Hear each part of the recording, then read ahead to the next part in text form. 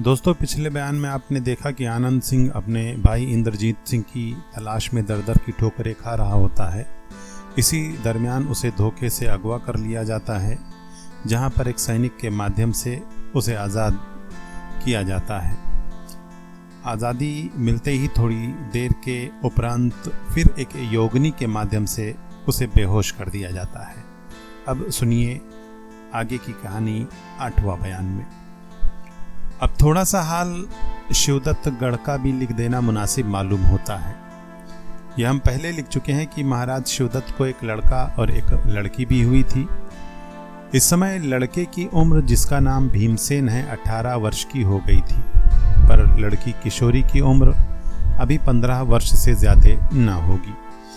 इस समय बेचारी किशोरी शिवदत्तगढ़ में मौजूद नहीं है, क्योंकि महाराज शिवदत्त ने रंज होकर उसे उसके ननिहाल भेज दिया है। रंज होने का कारण हम यहाँ पर नहीं लिखते, क्योंकि ये बहुत पेचीदी बात है, खुलते खुलते खुल जाएगी। भीमसेन शिवदत्तगढ़ में मौजूद है। उसे सिपाहीगिरी से बहुत शौक है। बदन में ताकत भी अच्छी है।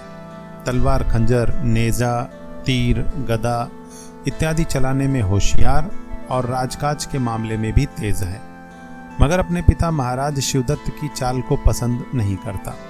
पर फिर भी महाराज शिवदत्त को उससे बहुत ही ज्यादा प्रेम है। एक दिन भीमसेन मामूली तौर पर 20 हमजोलियों को साथ ले घोड़े पर सवार हो शिकार खेलने के लिए शिवदत्तगढ़ के बाहर निकला और एक ऐसे जंगल में गया जिसमें बनेले सुअर बहुत थे। उसका इरादा भी यही था कि घोड़ा दौड़ाकर बर्छे से बनेले सुअर को मारे। जंगल में घूमने फिरने लगे। एक ताकतवर और मजबूत सुअर भीमसेन की बगल से होता हुआ पूरब की तरफ भागा। भीमसेन ने भी उसके पीछे घोड़ा दौड़ाया, मगर वो बहुत तेजी के साथ भागा जा रहा था, इसलिए बहुत दूर निकल गया। उसके संगी साथी सब पीछे छूट गए। यकायक भीमसेन ने देखा कि सामने की तरफ जिधर सुअर भागा जाता है, एक औरत घोड़े पर सवार हाथ में बर्छी लिए इस ताक में खड़ी है कि सुअर पास आवे तो बर्छी से मार ले। जब सुअर ऐसे ठिकाने पर पहुंचा जहां से वो औरत इतनी दूर रह गई जितनी दूर उसके पीछे भीमसेन था, वो बाईं तरफ को मुड़ा और पहले से ज्यादा तेजी के साथ भागा। भीमसेन और वो औरत दोनों ही ने उसके पीछे घोड़ा फेंका, मगर भीमसेन से पहले उस औरत ने पहुंचकर बर्छी मारी, जिसके लगते ही वो सुअर गिरा। अपना शिकार एक औरत के हाथ से मरते देख भीमसेन को क्रोध चढ़ आया और आंखें लाल हो गईं। ललकार कर औरत से बोला, तूने मेरे शिकार पर क्यों बर्छी चलाई? औरत, क्या शिकार पर तुम्हारा नाम खुदा हुआ था?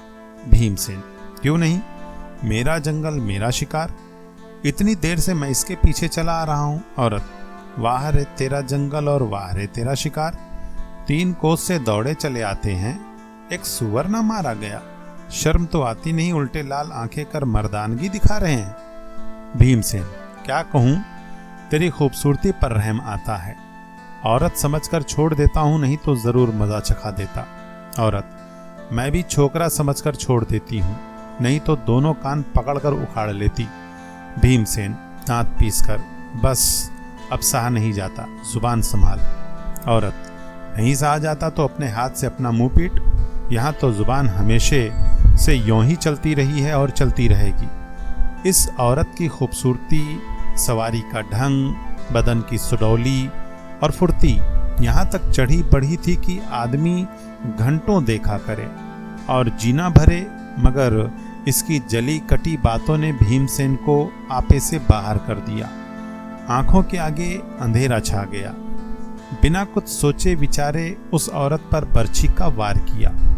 औरत ने बड़ी फुर्ती से बर्छी ढाल पर रोका और हंसकर कहा, और जो कुछ हौसला रखता हो ला। घंटे भर तक दोनों में बर्छी की लड़ाई हुई। इस समय अगर कोई इस फन का उस्ताद होता तो उस औरत की फुर्ती देख बेशक खुश हो जाता और वाह वाह या शाबाश कहे बिना ना रहता। आखिर उस औरत की बर्छी, जिसका फल जहर से बुझाया हुआ था, भीमसेन की जांघ में लगी, जिसके लगते ही तमाम बदन में जहर फैल गया और वो बदहवास होकर जमीन पर गिर पड़ा।